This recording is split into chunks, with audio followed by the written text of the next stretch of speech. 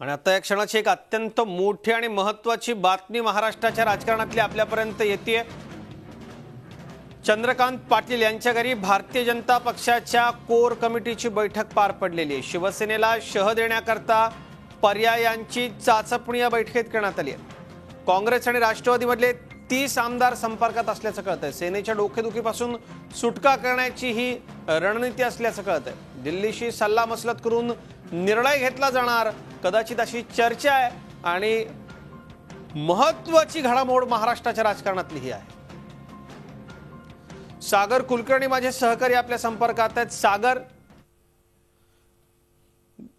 या बैठकीमधले जे मुद्दे समोर आलेले आहेत ते जर पाहिले तर महाराष्ट्राच्या राजकारणातली अत्यंत मोठी बातमी आहे। सविस्तर सांगा महाराष्ट्राला काय नेमकं घडलं या बैठकीत।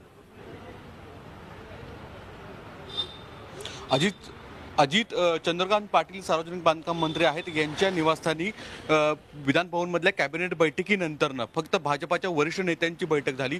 विशेष म्हणजे या बैठकीला महाराष्ट्राचे मुख्यमंत्री देवेंद्र फडणवीस होते, त्याचप्रमाणे भाजपाचे वरिष्ठ नेते सुधीर मुनगंटीवार, पंकजा मुंडे, गिरीश महाजन आणि संसदीय कामकाज मंत्री गिरीश बापट यासह काही अनेक नेते होते। या बैठकीमध्ये सगळ्यात मोठा सूर जो निघाला, जी सूत्रांची माहिती हाती येते त्यानुसार वारंवार शिवसेनेकडून केली गेलेली कोंडी आणि वारंवार घेतलेली भूमिका यामुळे भाजपाच्या कोर टीम मधल्या नेत्यांनी या बैठकीत मोठ्या प्रमाणात नाराजी व्यक्त केलेली आहे।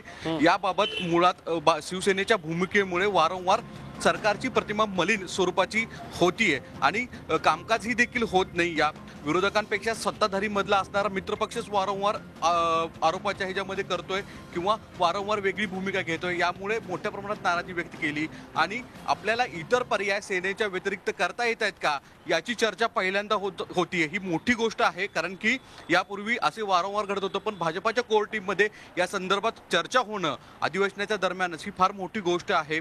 याच्यामुळे जी काही सूत्रांची माहिती आता हाती येते त्यानुसार या बैठकीत काही नेत्यांनी दावा देखील केलेला आहे की काँग्रेसचे 15 आणि राष्ट्रवादीचे 14 आमदार हे संपर्कात आहेत। त्यांच्या माध्यमातून थेट आपण पुढे कारभार करता येईल का किंवा या संदर्भात पोटनिवडणूक लढवता येईल का? सागर, संपर्कात आहेत म्हणजे नेमकं काय आहे? या आमदारांना राजीनामा द्यायला लावून पुन्हा निवडून आणलं जाईल असं तर होऊ शकणार नाही, किंवा तशा काही ठिकाणी होऊ शकतं का? त्यांचा वेगळा गट केला जाऊ शकतो का? या सगळ्याला पक्षांतरबंदी कायद्याचं नेमक्या काय अडथळे ठरू शकतील का, किंवा या सगळ्यात काय होऊ शकतं, काय शक्यता आहेत महत्त्वाच्या ते सांगा।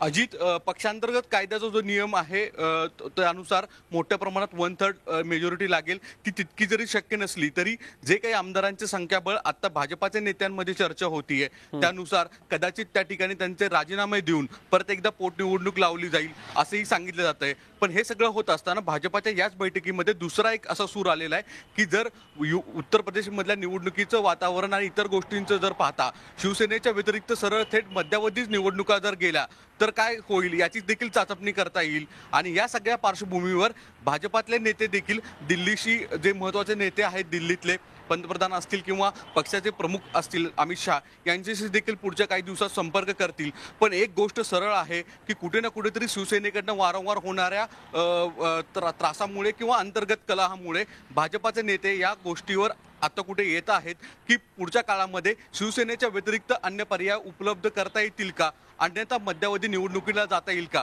मुळात हे सगळं जरी होत असलं तरी कुठे ना कुठेतरी भाजप देखील प्रेशर पण टॅक्टिक्स वापरते का हे देखील याची एक भूमिका असू शकते। पण एक गोष्ट आहे, जर भाजपाची ही मानसिकता होत असेल तर महाराष्ट्रामध्ये पुढच्या काही दिवसांमध्ये मोठे राजकीय घडामोडी होणं नाकारता येत नाही। अगदी खरंय सागर, आणि भारतीय जनता पक्ष असा विचार करतोय हे पहिल्यांदा समोर आलेलं आहे आणि नक्कीच या सगळ्याच्या प्रतिक्रिया देखील शिवसेनेतही उमटतील, इतर पक्षांमध्ये उमटतील। काँग्रेस राष्ट्रवादीचे नेते देखील आपल्या आमदारांची अधिकाधिक काळजी कशी घ्यायची त्याकडे बघतील। पण नक्कीच सत्तेशिवाय असंतुष्ट असलेले हे लोक या दोन्ही पक्षात आहे, ही वस्तुस्थिती आहे। आणि असं घडलं किंवा या संदर्भात भाजप विचार करत असली तर आजची ही प्रचंड मोठी बातमी आहे, महाराष्ट्राच्या राजकारणात हालचाल मोठी घडवणारी बातमी। धन्यवाद सागर।